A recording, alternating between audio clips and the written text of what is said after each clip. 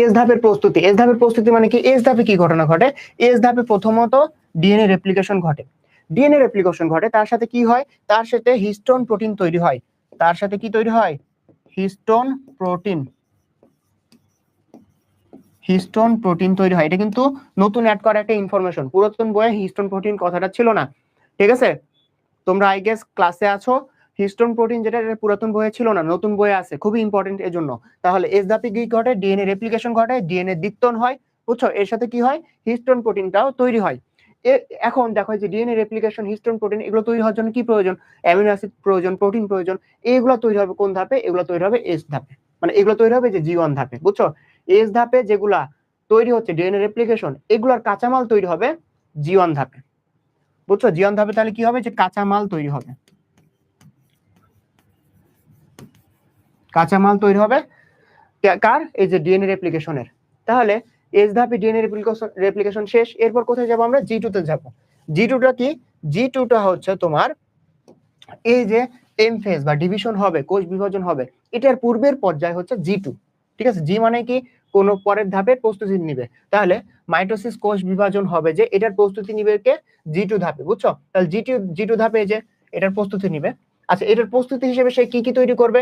এটার প্রস্তুতি হিসেবে যেসব অ্যামিনো অ্যাসিড বা প্রোটিন তৈরি করার প্রয়োজন সবকিছু সে তৈরি করবে। তার সাথে খুবই আরেকটা ইম্পর্টেন্ট জিনিস যেটা তোমাদের বইয়ে নাই, সুন্দর করে লিখে নাও, যে এটিপি কোষ বিভাজিত হচ্ছে, তার জন্য কি প্রয়োজন? শক্তি প্রয়োজন না? এই শক্তিটা কোথায় হবে? শক্তিটা পাবে হচ্ছে জি2 ধাপে, বুঝছো? শক্তিটা পাবে কোথায়? শক্তিটা পাবে হচ্ছে এই যে জি2 ধাপে। এরপরে কি? এরপরে হচ্ছে মাইক্রোটিবিউল গঠনকারী স্ট্রাকচার বা মাইক্রোটিবিউল গঠনকারী প্রোটিন এখানে তৈরি হবে।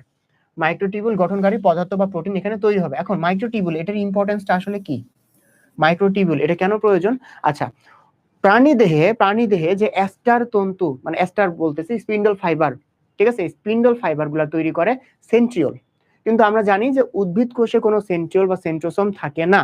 তাহলে তার দেহে যে স্পিন্ডল ফাইবার কে তৈরি করবে? এই যে মাইক্রোটিবিউল এ তৈরি করবে। তাহলে মাইক্রোটিবিউল উদ্ভিদ কোষে মাইক্রোটিবিউল গঠনকারী পদার্থ এখানে তৈরি হবে জি2 ধাপে, বুঝছো? একটা জিনিস দেখো তোমরা, আমরা কি পাইছিলাম? আমরা পাইছি যে উদ্ভিদ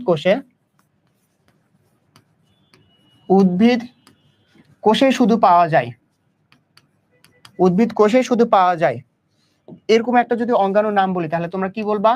কোষ প্রাচীর।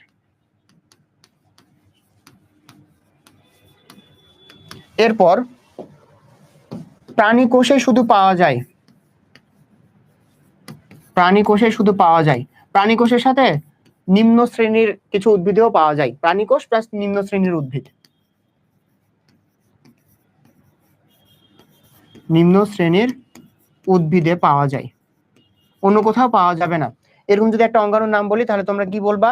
তাহলে বলবা হচ্ছে সেন্ট্রিওল, তাই না? সেন্ট্রিওল।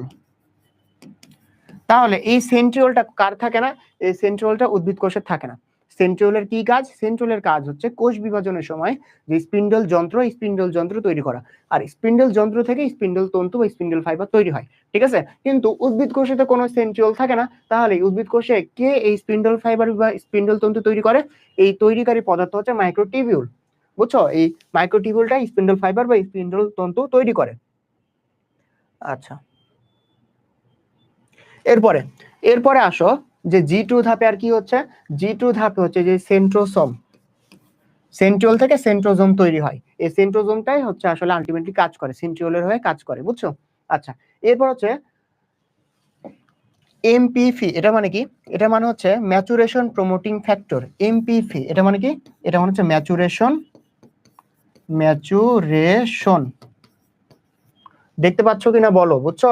বড় করে লিখতেছি, প্রমোটিং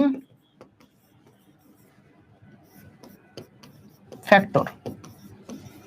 এই ম্যাচুরেশন প্রমোটিং ফ্যাক্টর জি2 থেকে এম ধাপে, মানে তার কোষ বিভাজন পর্যায়ে উন্নীত হওয়ার জন্য ম্যাচুরেশন প্রমোটিং ফ্যাক্টর লাগবে, বুঝছো? তাকে ইনাফ ম্যাচিউর হইতে হবে, তাছাড়া সে কোষ বিভাজন করতে পারবে না, ঠিক আছে? আমাদের দেশে যেরকম 18 বছরের নিচে মেয়েদের বিয়ে দেওয়া যায় না, 18 বছরের মেয়েদের নিচে বিয়ে দিলে কি হয়? বাল্য বিবাহ হয়, তাই না? এই জন্য মেয়েদেরকে কি হইতে হবে? 18 বছরের উপরে হইতে হবে, তাদেরকে ম্যাচিউর হইতে হবে, বুঝছো? তাহলে এই যে ম্যাচুরেশন প্রমোটিং ফ্যাক্টর এটা প্রয়োজন কেন? তাদেরকে ম্যাচিউর করার জন্য, যাতে সে মেন কাজটা করতে পারে, মানে কোষ বিভাজনটা করতে পারে। আই গেস সবাই বুঝছো?